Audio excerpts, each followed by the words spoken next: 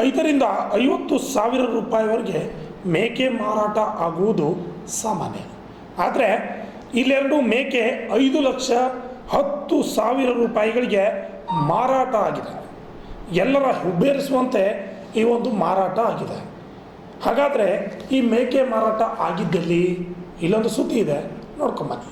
ಚಿಕ್ಕೋಡಿ ತಾಲೂಕಿನ ಇಟ್ನಾಳ್ ಗ್ರಾಮದ ರೈತ ಶಿವಪ್ಪ ಸೆಂಡೂರೆ ಹಾಗೂ ಶಾಂತಾ ಸೆಂಡೂರೆ ದಂಪತಿ ಸಾಕಿದ ಪಂಜಾಬ್ ಮೂಲದ ಬಿಟಲ್ ತಳಿಯ 2 ಮೇಕೆ ಬಕ್ರೀದ್ ಹಬ್ಬದ ಹಿನ್ನೆಲೆಯಲ್ಲಿ 5.10 ಲಕ್ಷಕ್ಕೆ ಮಾರಾಟವಾಗಿವೆ.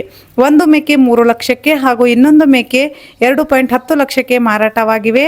2 ಮೇಕೆಗಳನ್ನು ವಿಜಯಪುರ ಮೂಲದ ಮೋಜಿಮ್ ಮತ್ತು ಆಸಿಫ್ ವ್ಯಾಪಾರಿಗಳು ಬಕ್ರೀದ್ ಹಬ್ಬದ ಹಿನ್ನೆಲೆಯಲ್ಲಿ ಕಳೆದ 15 ದಿನಗಳ ಹಿಂದೆ ಮುಂಗಡ ಹಣ ನೀಡಿ ಕಾಯ್ದಿರಿಸಿದ್ದರು.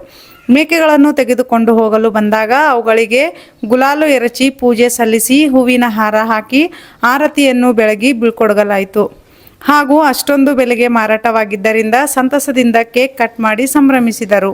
Shashidhar Kokatnur, RJ32 Kannada news, Chikkodi.